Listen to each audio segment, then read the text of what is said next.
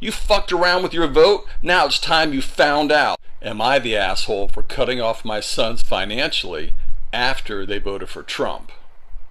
I, 52 male, have two sons, Isaac, 22 male, and John, 20 male. My wife and I have always leaned left politically, and we've raised our kids to value equality, compassion, and critical thinking. We've had countless family discussions about politics and the impact of policies on people's lives. So you can imagine my shock when I found out after this last election that both of my sons voted for Trump. It came out during a casual family dinner when I asked, "So, who'd you guys vote for?" expecting them to either dodge the question or name one of the candidates aligned with our values. Isaac shrugged and said, "Trump. His policies just make the most sense right now." John chimed in, "Yeah, I mean, he's about protecting the economy. People like us need someone who gets that." I stared at them, stunned. "People like us?" I asked. "Boy, you've never paid for a single tank of gas, let alone rent or tuition. What exactly do you mean by that?" Isaac rolled his eyes. "Dad, I'm studying business. Trump's pro-business. It's not that deep." "It's plenty deep," I snapped. "You're backing someone who's gutted protections for the environment, undermined health care, and actively targeted marginalized communities." John shook his head. "You're just looking at the negatives. He's strong on immigration and keeping jobs here." The conversation spiraled into a heated debate. I couldn't understand how they, having grown up with every advantage I could provide, could support someone who champions policies that harm so many people. That night I thought about how much my wife and I had sacrificed to give them opportunities. I worked extra hours to cover their tuition so they wouldn't have student loans. I paid for their gas, car insurance, and even groceries. And this is what they choose to do with that privilege? A few days later, I told them my decision. "If you want to support Trump's policies, you should also live by them," I said. "From now on, you'll need to cover your own tuition, rent, and living expenses. Maybe then you'll understand the real-world impact of the policies you are endorsing." Isaac was furious. "Are you serious, Dad? You're just cutting us off because we disagree with you politically." "It's not about disagreement," I said firmly. "It's about accountability. You voted for someone who's against student loan forgiveness, so take out loans. You support someone who doesn't believe in raising the minimum wage, so get a job that pays what it pays and figure it out." John looked hurt. "You're being petty. This isn't how you change someone's mind." "This isn't about changing your mind," I replied. "It's about giving you a dose of reality. FAFO ain't just some cool hashtag you and your little friends use. It means there are consequences to your actions. Political choices have consequences. You're adults now. It's time to act like it. You fucked around with your vote, now it's time you found out." My wife thinks I'm being too harsh. She worries this will damage our relationship with them long term. She said, "They're young. They're still figuring out their beliefs."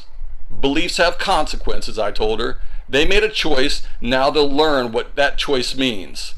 Some of my friends agree with me, saying it's a fair wake-up call. Others think I'm letting politics come between family and being unnecessarily cruel. So, am I the asshole for cutting off my sons financially because of their political choices? You know, you got a good point. I don't think you're the asshole. I think you're going to let them find out what they fucked around with, their vote. And voting has consequences. So, guys, do you actually think what the father did to his two sons was okay? Considering the fact that he's the one paying off all their bills, taking care of all their living expenses and all, okay? Considering also the fact that the minimum wage is not able to take care of their needs, looking at the academic or study bills, their father said a lot actually. But I really want to know, does their political choices has anything to do with their fathers, or is it simply for the fact that the father is one paying or sorting all these bills? He feels like he has the right, to decide on what is and what is to be for his two sons, okay? And also take note that these two boys are not just kids, they are grown, they are of age actually. These are boys that are above 18 years of age, and yeah, they have a right to decide on what they really want, okay? Now, but it's also funny that it's also funny when I read this, I was like, oh my god. But come to think about it, being reality, the father is actually sacrificing a lot for his two sons, for his family, right? He goes as far as taking sacrifices to foot up all these bills, and yeah, he expects in return the sons is going to, align with what he thinks is the right thing to do. Talking about President Donald Trump's election as the new president of the United States, they felt like his comeback was going to be more better than what it was before. Yeah, they also talked about mass deportation, okay, and yeah, Donald Trump favoring people like them, to me, I would actually say that was succinctly racist, right? That was being racist because, yeah, I'm not going to put it to them, but for them to have that kind of mindset, to even have to think that way, you know, just for them to have thought about it alone is enough reason to say that these children, ignorantly or even unconsciously, they are being racist, okay? Maybe it might not have played to them or occurred to them that they are actually racist, but their actions have already spoke it. All right. They also talked about mass deportation, Donald Trump, President Donald Trump deporting, people that are not from the United States. Okay. Looking at, there was a video I saw of a lady talking about how Donald Trump plans to deport a whole massive number of students that came in for colleges and universities. It doesn't end there, okay? He's also looking at deporting a massive number of people that does not have any valid identity or document of the United States, of which it's going to affect so many families, so many friends, so many people that have built a long-lasting, friendship or intimacy or relationship with their loved ones in the United States. Maybe they are married or maybe they have one connections or the other. This is typically going to affect all of them. But let me know what you guys think in the comments about all that has been transpiring. Okay, yeah, I also saw a video. I might be dropping the video after this one.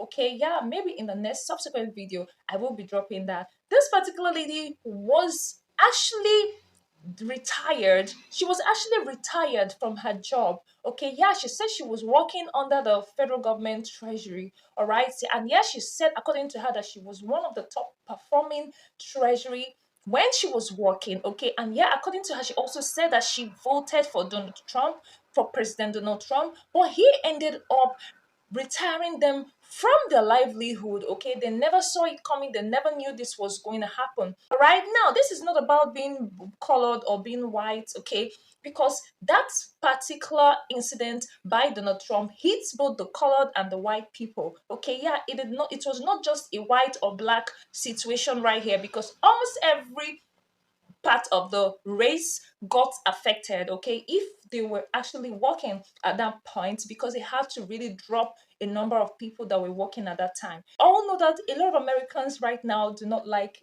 Elon Musk, but yeah, how does the hatred they have on Elon Musk affects the investors or people that has purchased his products? Okay, how does it affect them? Okay, because now they loved what they saw or what they purchased from Elon Musk.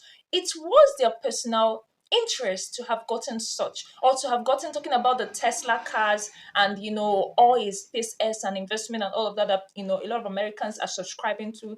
Not just Americans, but people all over the world are also patronizing him, guys. But the Americans have taken it upon themselves to destroy private owned properties that are of Elon Musk's, okay? That's talking about the Tesla cars, even going as far as damaging the cars themselves, all right? Let me also know, do you think those actions are actually good? Because they don't really have any business with Elon Musk's Tesla company. They only had the desire to, or the interest to purchase one of his products, and that's it. That's their personal properties. But people are taking it upon themselves to do otherwise. I hope you've seen that video, and let me know what you think about everything that we've said and watched and seen on this video. I'll be looking forward to seeing you in the comments. Thank you guys so much. I will see you on the next one. Bye.